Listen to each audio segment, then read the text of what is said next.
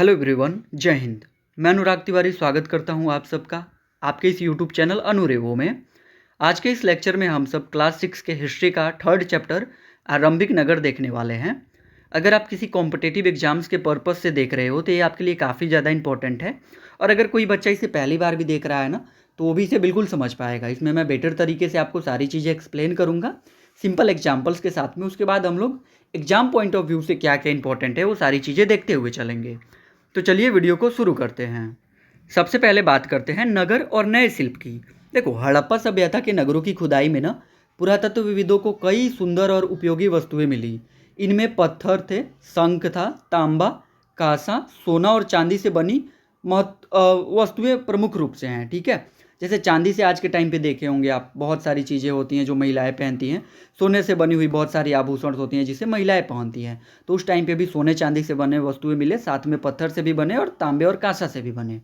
धातु निर्माण में ये लोग बहुत कुशल थे। ये जो सारी चीज़ें मिली हैं, इससे हमें पता चलता है कि हड़प्पा के जो लोग थे वो शिल्पकला और धातु निर्माण में बहुत कुशल थे, है ना। तांबे और कांसे से औजार, हथियार, बर्तन और आभूषण बनाए जाते थे। वहीं सोने और चांदी का उपयोग मुख्य रूप से आभूषण और कीमती वस्तुएं बनाने में किया जाता था। वहीं पे अगर बात की जाए तो हड़प्पा सभ्यता की सबसे जो आकर्षक वस्तु थे वो मनके, बाट और फलक शामिल हैं। ठीक है, तो बाट क्या था? ये पत्थर के बने होते थे और व्यापार में वस्तुओं को तौलने के लिए उपयोग किए जाते थे। मतलब आज के टाइम पे अगर आप किसी किराने दुकान पे जाते हो तो देखते हो वहाँ पे ज़्यादातर जो दुकानें हैं वहाँ पे कहीं ना कहीं इलेक्ट्रिक मशीनें होती हैं जो मेजर करने के काम आती हैं। बट उस टाइम पे ऐसा कुछ नहीं था। उस टाइम पे कोई भी चीज़ अगर मेजर करना होता था, किसी भी वस्तु का अगर वेट करना होता था ना, तो उसके लिए जो बाट होता था, ठीक है। उसके बाद में जो था दूसरा, वो था मनके। मनके क्या थे? ये कई प्रकार के रंगीन पत्थरों को ना काट करके और तराश करके बनाए जाते थे। इनके बीच में क्या कर दिया जाता था? इसके बीच में छिद्र किया जाता था और धागा पिरोया जाता था, जिससे ना ये माला और आभूषण बनाए जाते थे। मतलब काइंड ऑफ आप माला समझ सकते हो, जैसे आज के टाइम पे कई लोग माला पहनते हैं, ठीक उसी उसी प्रकार से उस टाइम पे था। इसके बीच में छेद कर करके और उसके माला का एक रूप दिया जाता था और उसे लोग पहनते थे। वो काइंड ऑफ आभूषण था, आभूषण का एक प्रकार था जो उस टाइम के लोग पसंद करते थे। उसके बाद में आता है फलक। फलक जो था वो पत्थर के तेज धार वाले औजार थे जिनका उपयोग काटने और अन्य कार्यों में किया जाता था। जैसे कि आज के टाइम पे क्या होता है कि जो कुल्हाड़ी होती है वो लोहे की बनी होती है, बट उस टाइम पे ऐसा नहीं था। तो उस टाइम पे जो लोग थे वो पत्थर के तेज और जो थे पत्थरों को काट करके तराश करके और उसे जैसे काटने के लिए बनाते थे। उसका उपयोग ना काटने के लिए और भी अलग अलग जगहों पे किया जाता था, जिसे फलक कहते थे। अब देखो, हड़प्पा के लोग पत्थर की मुहरें भी बनाते थे। मतलब उनका जो मुहर होता था वो पत्थर का होता था। इन मुहरों पे ना पराया जानवरों के चित्र बने होते थे और उनके ऊपर हड़प्पा लिपि के चिन्ह भी होते थे। अब आज तक ना इसके लिपि का पता नहीं चला है। मतलब हड़प्पा सभ्यता की जो लिपि है ना, उसे पूरी तरह के तरीके से ना पढ़ा नहीं जा सका है। रिटन में एविडेंस हैं, लिखित एविडेंस मिले हैं, बट उसे पढ़ा नहीं जा सका है। हड़प्पा सभ्यता के जो लोग थे ना, वो काले रंग से डिजाइन किए हुए लाल मिट्टी के बर्तन भी बनाते थे, जो उनकी उत्कृष्ट कला का प्रमाण है। मतलब कि वो लाल कलर के मिट्टी के बर्तन पे काले रंग से अपनी जो भी कलाकृतियां हैं, जो कला है, वो करते थे, जो कि दिखाता है कि उस टाइम के जो लोग थे वो कला में भी रुचि रखते थे। पुरातत्वविदों को ना मोहनजोदड़ो से एक प्रसिद्ध पुजारी और एक राजा की मूर्ति भी मिली है। यह पत्थर से बनी है और हड़प्पा सभ्यता की प्रमुख कलाकृतियों में गिनी जाती है। अब ये आपसे पूछा जा सकता है एग्जाम्स के अंदर, ठीक है। देखो, लगभग 7,000 वर्ष पहले क्या हुआ, मेहरगढ़ के अंदर कपास की खेती होती थी। अब बताओ मुझे कि मेहरगढ़ कहाँ है, कमेंट करके जल्दी से बताओ। देखो, मोहनजोदड़ो से ना कपड़े के टुकड़े मिले हैं और तांबे की वस्तु से चिपके हुए थे। इसके अलावा पक्की मिट्टी और फेंस की बनी तकलियाँ भी मिली हैं जो सूत काटने का प्रमाण देती हैं। ये बेसिकली सूत काटने के काम आती थी जो तकलियाँ थी। अब ये तकलियाँ क्या होती हैं इस पे भी हम लोग आएंगे, बट उससे पहले अभी तक जो हमने पढ़ा है उसका कंक्लूजन देखते हैं। देखो, हड़प्पा सभ्यता के जो लोग थे वो शिल्पकला, धातु निर्माण, व्यापार और वस्त्र निर्माण में अत्यंत उन्नत थे। बहुत ही डेवलप थे वो इसमें। वे सुंदर आभूषण, औजार, बर्तन, मुहर और मिट्टी के बर्तन बनाते थे। साथ ही वे कपास की खेती और सूत काटने की कला भी जानते थे। मतलब कैसे सूत काटना होता है ये उन्हें बहुत अच्छे तरीके से आता था, जिससे उनकी सभ्यता की समृद्धि और तकनीकी विकास का पता चलता है। इससे हम लोग समझ सकते हैं कि वो लोग बहुत ही डेवलप थे, राइट। अब परीक्षा के लिए कुछ इंपॉर्टेंट टॉपिक्स है, कुछ इंपॉर्टेंट बिंदु है जो आपको देखना चाहिए।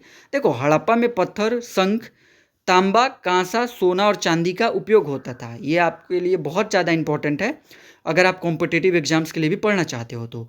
तांबा और कांसा औजार, हथियार, बर्तन और आभूषण बनाने में, सोना और चांदी आभूषण और कीमती वस्तुएं बनाने में, और प्रमुख वस्तुएं जो थी वो मनके और बाट और फलक थे।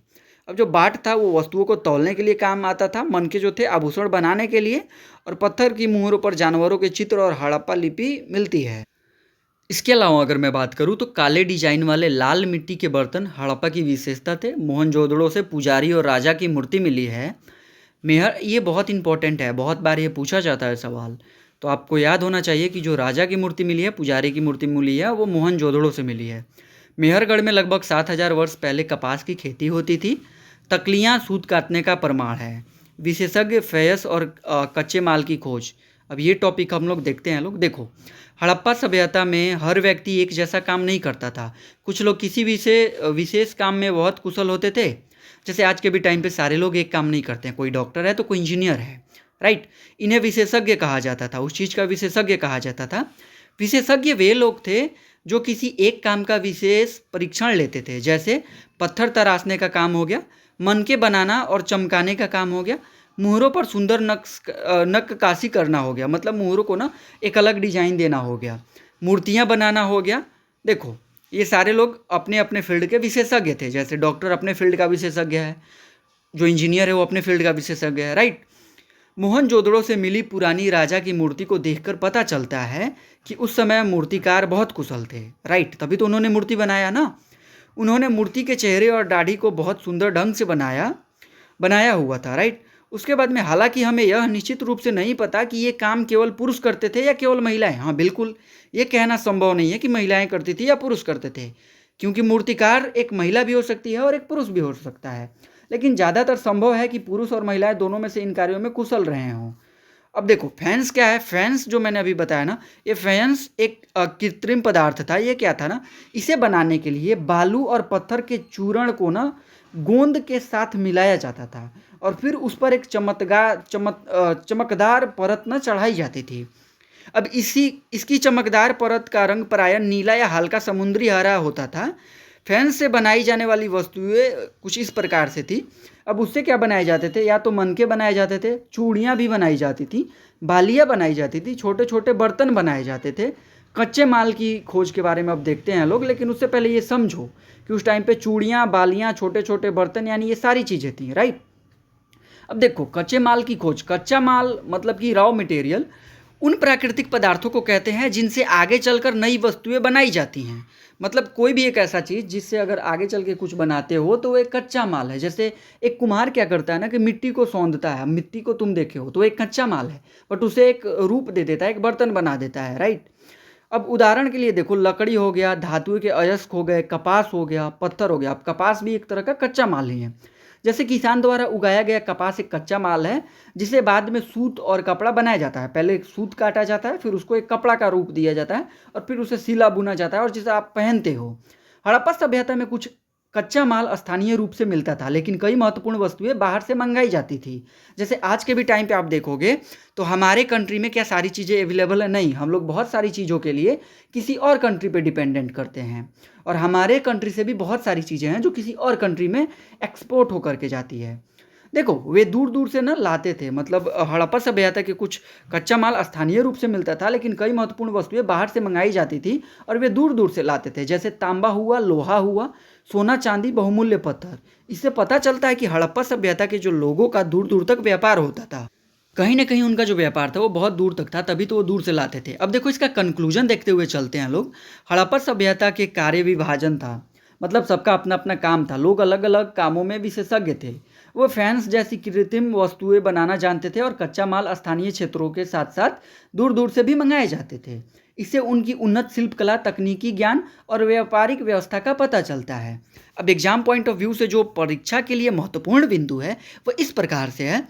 देखो, विशेषज्ञ विशेष प्रशिक्षण प्राप्त कारीगर होते थे। मतलब सबका अपना एक काम होता था, और उसमें एक्सपर्ट होते थे। They are the expert of their field, right. विशेषज्ञ पत्थर तराशते थे, मनके बनाते थे, मुहरों पर नक्शी करते थे और मूर्तियाँ बनाते थे। उसके बाद में पुजारी राजा की मूर्ति हड़प्पा की प्रसिद्ध कलाकृति है। फैंस एक कृत्रिम पदार्थ था। फेंस का रंग प्रायः नीला या हल्का समुद्री हरा होता था। फेंस से मनके, चूड़ियाँ, बालियाँ और छोटे बर्तन बनाए जाते थे। कच्चा माल वह पदार्थ है जिससे नई वस्तुएं बनाई जाती हैं। कपास एक महत्वपूर्ण कच्चा माल था। हड़प्पा के लोग तांबा, सोना, चांदी और बहुमूल्य पत्थर दूर दूर से मंगाते थे। इससे हड़प्पा सभ्यता के ना विकसित व्यापार का पता चलता है। तो ये सारे इंपॉर्टेंट पॉइंट्स थे एग्जाम के पॉइंट ऑफ व्यू से। अब नेक्स्ट टॉपिक हम लोग देखते हैं, व्यापार और नगरों के लोगों के लिए भोजन। देखो, हड़प्पा सभ्यता के लोग ना दूर दूर तक व्यापार करते थे और नगर में रहने वाले लोगों के लिए भोजन की व्यवस्था कैसे होती थी। तो देखो, हड़प्पा सभ्यता के लोग केवल अपने आसपास की वस्तुओं पर निर्भर नहीं थे। वे कई महत्वपूर्ण धातुएं और बहुमूल्य पत्थर दूर दूर के देशों से और क्षेत्रों से मंगवाते थे। जैसे आप समझ सकते हो कि जो बहुत सारे बच्चे आई थिंक आप में से डोरेमोन देखते होंगे या देखे होंगे। तो ये ना जापान है। जापान एक ऐसी कंट्री है जो इंडिया से बहुत ही ज़्यादा आम मंगवाती है, राइट। तो ऐसे ही उस टाइम पे भी था। वो लोग दूर दूर देशों से, क्षेत्रों से अपने लिए धातुएं और सामान, बहुमूल्य पत्थर दूर दूर देशों से मंगवाते थे। तांबा जो था राजस्थान, ओमान और पश्चिम एशिया से लाया जाता था, जबकि टीन जिससे कांसा बनाया जाता है आधुनिक ईरान, जो अभी के टाइम पे ईरान और अफगानिस्तान है, वहाँ से आता था। जो सोना है आधुनिक कर्नाटक से लाया जाता था। मतलब देखो, कर्नाटक में कोई भी क्या, ये बताओ, पार्ट 1 अगर आप देखे हो तो ये बताओ कि क्या कर्नाटक में कोई भी हड़प्पा सभ्यता का शहर नगर मिला है, हाँ या ना। तो देखो, जो था ये कर्नाटक से लाया जाता था सोना। अब बहुमूल्य पत्थर जो थे वो गुजरात, ईरान और अफगानिस्तान से मंगवाए जाते थे। इससे पता चलता है कि हड़प्पा सभ्यता के लोगों का जो था दूर दूर तक व्यापार होता था। नगरों के लोगों के लिए भोजन जो था, हड़प्पा सभ्यता के सभी लोग नगरों में नहीं रहते थे। बहुत से लोग गाँव में रहते थे। किसान खेती करते थे और पशुपालक पशु पालते थे। मतलब पशुपालक अपना काम होता था, किसान खेती करता था, है ना। व्यापारी दूर दूर तक व्यापार करते थे। यही लोग शहरों में रहने वाले शासकों, लेखकों और कारीगरों के लिए भोजन उपलब्ध कराते थे।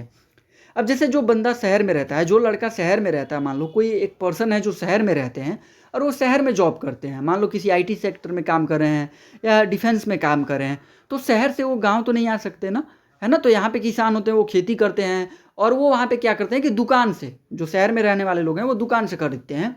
सेम चीज़, यही चीज़ उस टाइम पे भी होता था, राइट। अब देखो, पुरातत्वविदों को ना मिले पौधों के अवशेषों से पता चलता है कि हड़प्पा के लोग मुख्य रूप से गेहूं के बारे में जानते थे। जौ, दालें, मटर, धान, चावल, तिल, सरसों की खेती करते थे। वो लोग इन सारी चीज़ों की खेती करते थे। खेती और सिंचाई, खेती के लिए हल का उपयोग किया जाता था। अभी भी गांव में और मुझे लगता है कि आप लोगों में से ना बहुत सारे लोगों ने देखा होगा कि किसान आज भी बैल के साथ में, हल के साथ में खेत की जुताई करते हैं। हालांकि लकड़ी के हल नष्ट हो गए, लेकिन पुरातत्वविदों को हल के आकार के खिलौने मिले हैं, जिसे पता चलता है कि खेती में हल का प्रयोग होता था। यानी कि हल कोई ऐसा मिला नहीं, लेकिन हल के आकृति के ना खिलौने मिले हैं, जिससे पता चलता है कि हाँ, उस टाइम पे हल जैसा भी कुछ था। इस क्षेत्र में वर्षा कम होती थी, इसलिए लोग पानी का संग्रहण करते थे। आवश्यकता पड़ने पर उसी पानी से खेती की सिंचाई करते थे। देखो, पशुपालन और अन्य भोजन के स्रोत थे। जैसे हड़प्पा के लोग केवल खेती ही नहीं करते थे, बल्कि पशुपालन भी करते थे। वे पालते थे जैसे गाय को, भैंस को, भेड़ को और बकरी को। आसपास के तालाबों और चारागाहों में ना पशुओं को चराया जाता था। गर्मियों में उन्हें दूर दूर तक ले करके जाया जाता था। आज के भी टाइम पे तुम देखे होगे कि बहुत सारे ऐसे चरवाहे होते हैं जो अपने बकरियों को, गायों को या भैंसों को ना आज कहीं और पे ले करके जाते हैं, किसी और मैदान में ले करके जाते हैं और अगले दिन किसी और मैदान में ले करके जाते हैं। इसके अलावा लोग जंगली फसलों को इकट्ठा करते थे। जो जंगलों में फल होते थे उसे वो लोग कलेक्ट करते थे, मछलियाँ पकड़ते थे और हिरण जैसी जंगली जानवरों का भी शिकार करते थे। अब इस चैप्टर का थोड़ा सा कंक्लूजन देख लो। हड़प्पा सभ्यता के जो लोग थे, व्यापार, कृषि और पशुपालन तीनों में उन्नत थे, डेवलप थे वो लोग इन चीज़ों में। वे दूर दूर से धातुएं और बहुमूल्य पत्थर मंगवाते थे। गांव के जो किसान और पशुपालक थे वो नगरों के लोगों के लिए क्या करते थे कि भोजन उपलब्ध कराते थे। खेती के लिए, सिंचाई के लिए, पशुपालन के लिए मछली पकड़ना और शिकार उनके जीवन का महत्वपूर्ण हिस्सा था। अब एग्जाम के ना पॉइंट ऑफ व्यू से कुछ इंपॉर्टेंट टॉपिक्स है जो मैं आप लोगों को बताना चाहूँगा। तो देखो, हड़प्पा के लोग दूर दूर तक व्यापार करते थे। तांबा जो था राजस्थान, ओमान और पश्चिम एशिया से आता था। टीन जो था ईरान और अफगानिस्तान से आता था। सोना अभी के टाइम पे जो कर्नाटक है वहाँ से आता था। और जो बहुमूल्य पत्थर थे ना, वो गुजरात, ईरान और अफगानिस्तान से आते थे। जो मुख्य फसल थी उस टाइम पे वो गेहूँ, जौ, दालें, मटर, धान, तिल और सरसों था। खेती में हल का उपयोग होता था, जो कि बच्चों के खिलौनों से पता चलता है। वर्षा कम होने के कारण पानी का संग्रहण और सिंचाई की व्यवस्था की जाती थी। वो लोग पहले पानी को कलेक्ट करके रखते थे, ज़रूरत पड़ने पे उसी पानी को वो लोग सिंचाई के काम में भी यूज करते थे। पाले जाने वाले जो पशु होते थे वो गाय थे, भैंस थे, भेड़ और बकरियां मुख्य रूप से थी।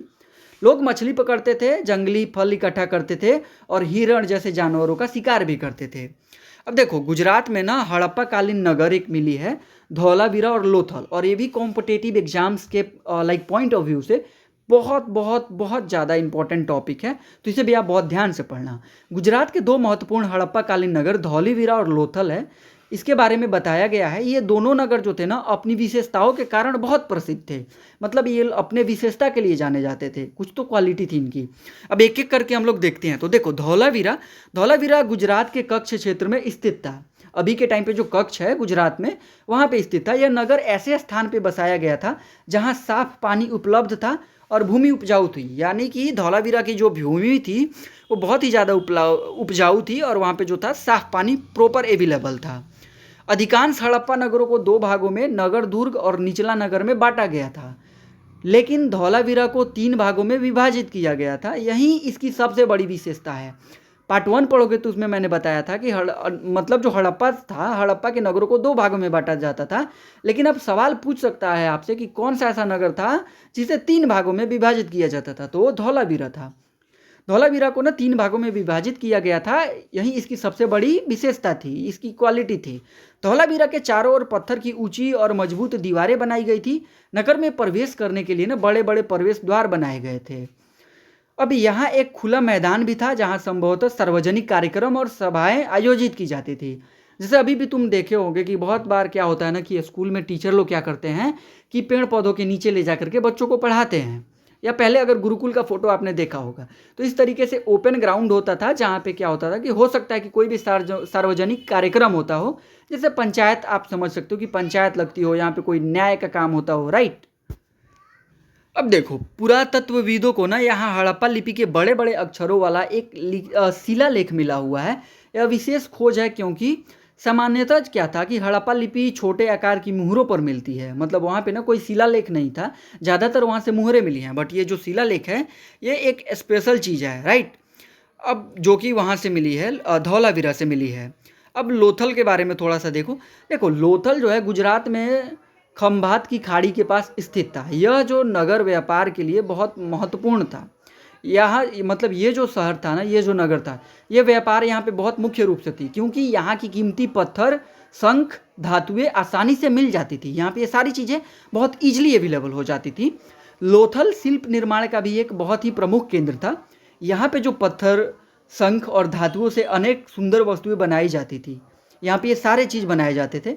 यहाँ एक भंडार गृह भी मिला हुआ है, ठीक है, जहाँ पे व्यापारी अपना जो है सामान व्यापारिक सामान रखा जाता होगा डेफिनेटली, या हो सकता है कि अनाज को भी यहाँ पे प्रॉपर तरीके से भंडारण उसका किया जाता हो, रखा जाता हो।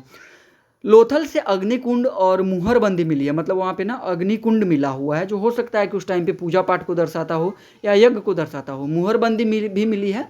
मुहरबंदी जो थी ना वो गीली मिट्टी पर मुहर की छाप होती थी, जिसका उपयोग क्या होता था कि सामान की पहचान और सुरक्षा के लिए किया जाता था। जैसे आज भी क्या होता है ना कि किसी भी सामान पे एक मुहर डाल दिया जाता है। जब आप कहीं पे लेके जाते हो, रेलवे में ना, जब आप कोई अपना सामान ट्रांसपोर्ट कराओगे या एक्सपोर्ट या इंपोर्ट करवाते हो ना, तो वहाँ पे क्या होता है, जो मालगाड़ी होती है, तो आप देखोगे आपके सामान पे एक प्रॉपर मुहर लगाया जाता है ताकि उसकी एक आइडेंटिटी की जा सके। तो उस टाइम पे भी ये चीज़ें होती थी। अब देखो, लोथल का जो बंदरगाह था ना, लोथल की सबसे महत्वपूर्ण विशेषता थी उसका बंदरगाह। यह एक बड़ा तालाब जैसा ढांचा था जहां समुद्र से आने वाली नावें रुकती थी। जो नावें आती थी वो यहाँ पे रुकती थी। यहीं पर व्यापारिक वस्तुओं को चढ़ाया और उतारा जाता था। इससे पता चलता है कि लोथल उस समय एक महत्वपूर्ण समुद्री व्यापारी केंद्र था। डेफिनेटली अगर वहाँ से व्यापार होता था, वहाँ पे जहाज आते थे, जाते थे या रुकते थे, तो एक महत्वपूर्ण जगह था। अब देखो कंक्लूजन क्या है ना, धौलावीरा और लोथल हड़प्पा सभ्यता के दो प्रमुख नगर थे। धौलावीरा अपनी 3 भागों वाली नगर योजना, मजबूत पत्थर की दीवारों और बड़े शिलालेख के लिए प्रसिद्ध था, जबकि लोथल अपने बंदरगाह के लिए, भंडार गृह के लिए और समुद्री व्यापार के कारण प्रसिद्ध था। इन नगरों से पता चलता है कि हड़प्पा सभ्यता की नगर योजना और व्यापार व्यवस्था अत्यंत विकसित और डेवलप थी। अब एग्जाम के पॉइंट ऑफ व्यू से हम लोग कुछ इंपॉर्टेंट टॉपिक है जिसे देखते हुए चलते हैं। देखो, धौलावीरा, तो धौलावीरा गुजरात के कच्छ क्षेत्र में स्थित था। धौलावीरा को 3 भागों में बांटा गया था, राइट। धौलावीरा के चारों ओर पत्थर की ऊंची ऊंची दीवारें थी। यहाँ बड़े प्रवेश द्वार और खुला मैदान था, करेक्ट। धौलावीरा से हड़प्पा लिपि का बड़ा शिलालेख मिला है। यूजुअली ये मिलता नहीं है, वहाँ पे ज़्यादातर मोहर मिले हैं, बट धौलावीरा से शिलालेख मिला है। अब लोथल जो है ये गुजरात की खंभात की खाड़ी के पास में स्थित था। लोथल व्यापार और शिल्प निर्माण का प्रमुख केंद्र था। यहाँ एक भंडार गृह भी मिला हुआ है। लोथल से अग्निकुंड और मुहरबंदी भी मिली है। मोस्ट इंपॉर्टेंट जो है वो लोथल का बंदरगाह है, जो कि हड़प्पा सभ्यता की सबसे महत्वपूर्ण खोजों में से एक है। अब समुद्री मार्ग से व्यापार के लिए नावें इसी बंदरगाह पे रुकती थी। तो ये सारी चीज़ें थी। अब नेक्स्ट जो पॉइंट है उसे हम लोग देखेंगे, मुद्रा मतलब कि मुहर, मुद्रा मुहर और सभ्यता के अंत का रहस्य क्या है। तो देखो, मुद्रा मुहर और मुहरबंदी, हड़प्पा सभ्यता में मुहर का बहुत महत्वपूर्ण उपयोग होता था। व्यापारी और अधिकारी सामान की पहचान तथा सुरक्षा के लिए मुहर का प्रयोग करते थे। जब किसी सामान को एक स्थान से ना दूसरे स्थान भेजा जाता था तो उसके ऊपर लगी रस्सी पर गीली मिट्टी का छोटा टुकड़ा लगाया जाता था। फिर उस मिट्टी पर मुहर दबाई जाती थी। इसे मुहरबंदी कहा जाता था। यदि सामान रास्ते में नहीं खोला गया होता तो मुहर सही अवस्था में रहती थी। टूटी हुई मुहर यह संकेत देती थी कि सामान के साथ छेड़छाड़ की गई है। जैसे अभी के टाइम पे मैंने आपको बताया, मालगाड़ी से आप ट्रेन से अगर कोई सामान भेजते हो, इंपोर्ट एक्सपोर्ट करते हो, या जो आपने देखा होगा कि मर्चेंट नेवी इसके द्वारा जो इंपोर्ट एक्सपोर्ट का काम होता है तो उस पर एक प्रॉपर मुहर भी होता है ना। जो कंटेनर्स होते हैं उसको बंद किया जाता है और एक सील होती है, तो वो बताती है कि अगर सील टूटी है यानी कि कुछ ना कुछ तो छेड़छाड़ किया गया है। तो देखो, इसमें याद रखने के लिए जो तथ्य है वो इस प्रकार है। मुहर का उपयोग सामान की पहचान और सुरक्षा के लिए होता था। वहीं पे गीली मिट्टी पर मुहर की छाप लगाई जाती थी। इसे ही मुहरबंदी कहते हैं। टूटी हुई मुहर सामान से छेड़छाड़ का मतलब साइन था। अब मोस्ट इंपॉर्टेंट है कि हड़प्पा सभ्यता के अंत का रहस्य क्या है। ये देखो एक बहुत ही डिफ़िकल्ट सा सवाल है, बट देखो हमारे इतिहासकार का क्या मानना है, अब वो आगे हम लोग देखते हैं। तो देखो, लगभग 3900 वर्ष पहले क्या हुआ, हड़प्पा सभ्यता में ना बड़े परिवर्तन होने लगे। धीरे धीरे लोगों ने बड़े शहर छोड़ दिए, व्यापार कम हो गया, मुहरे और बाटों का प्रयोग लगभग बंद हो गया। दूर दूर से कच्चा माल आना भी कम हो गया। मोहनजोदड़ो जैसे शहरों में ना सड़कें और नालियाँ ठीक से साफ नहीं की गई। कई जगहों पर घर भी सड़क के ऊपर बनाए जाने लगे। आज के भी टाइम पे आप देखते होंगे बहुत सारे ऐसे लोग होते हैं जो ऐसे काम करते हैं। तो उस टाइम पे भी ऐसा हुआ, जिससे पता चलता है कि नगर व्यवस्था कमज़ोर पड़ गई थी। हो सकता है कि एक नया शासक आया हो और उसने सही तरीके से मैनेजमेंट उससे नहीं हो पाई हो और इस तरीके की चीज़ें हो गई हों। सभ्यता के पतन के संभावित कारण हैं, बहुत सारे कारण बताते हैं हमारे इतिहासकारों ने कई कारण बताए हैं, जैसे कि नदियों का सूख जाना। अब हो सकता है नदियाँ सूख गई हों और लोग मतलब पानी के तलाश में कहीं और के लिए निकल गए हों, उन्हें छोड़ना पड़ा हो, क्योंकि पानी ही से ही जीवन है, राइट। जंगलों का नष्ट हो जाना, हो सकता है वहाँ पे जो जंगल थे और जंगल से जो लकड़ियों की ज़रूरत होती थी तो वो नहीं थे, तो इसलिए वहाँ से लोग निकल गए हों। ईंधन की कमी, जो भी चीज़ें थी उसका शॉर्टेज होना, चरगाहों की कमी, और इन सब के अलावा कुछ क्षेत्रों में बाढ़ आना। मतलब कि मुझे लगता है ना कि ये कुछ क्षेत्रों में बाढ़ आने के कारण भी ऐसा हुआ। अब शासन व्यवस्था का कमजोर, अब ये भी हो सकता है कि वहाँ पे शासन व्यवस्था कमज़ोर हो गई हो तो व्यापारियों को वहाँ पे व्यापार करने में कठिनाइयों का सामना करना पड़ता हो, तो इसलिए उन्होंने छोड़ दिया और धीरे धीरे जो पूरी सभ्यता थी वो धीरे धीरे ख़त्म हो गई। लेकिन कोई एक कारण ना निश्चित रूप से सिद्ध नहीं हुआ है कि हाँ यही कारण था। अंत में क्या हुआ, पंजाब और सिंध के कई कई बड़े नगर उजड़ गए। लोग पूर्व और दक्षिण भारत की ओर जाकर छोटी छोटी बस्तियों में बसने लगे। लगभग 1400 वर्ष बाद भारत में फिर नए नगरों का विकास हुआ। अब ना एग्जाम के पॉइंट ऑफ व्यू से कुछ इंपॉर्टेंट पॉइंट्स हैं। देखो, मुहर का उपयोग जो था ना वो सामान की पहचान और सुरक्षा के लिए की जाती थी। वहीं पे मुहरबंदी की बात की जाए तो गिल्ली मिट्टी पर मुहर की छाप लगाने से होता था। अब जो टूटी मुहर थी वो बेसिकली सामान से छेड़छाड़ का संकेत थी, वो दिखाती थी कि कहीं ना कहीं सामान से छेड़छाड़ हुआ है। लगभग 3900 वर्ष पहले हड़प्पा सभ्यता में ना पतन शुरू हुआ। व्यापार में क्या था कि मोहरों और बाटों का उपयोग कम हो गया। नालियों और सड़कों की देखभाल बंद होने लगी। पतन के ना बहुत सारे कारण हैं, नदियों का सूखना, जंगलों का विनाश हो जाना, बाढ़ का आना या चरवाहों की कमी या शासन का कमजोर होना। अब कोई एक निश्चित कारण आज तक सिद्ध नहीं हुआ है। बाद में लोग नई छोटी बस्तियों में बस गए और लगभग 1400 वर्ष बाद नए नगरों का डेवलपमेंट हुआ। देखो, आई होप कि ये वीडियो ना आपके लिए बहुत ही ज़्यादा यूज़फुल है। अगर आपको अच्छा लगा तो वीडियो को लाइक करो और चैनल को सब्सक्राइब करो। नेक्स्ट जो लेक्चर होगा उसमें हम सब हिस्ट्री का, क्लास 6 के हिस्ट्री का चैप्टर 4 देखेंगे लोग, और बेटर एक्सप्लेनेशन के साथ में समझते हुए सारी चीज़ें चलेंगे लोग। Thank you so much for watching. Thank you.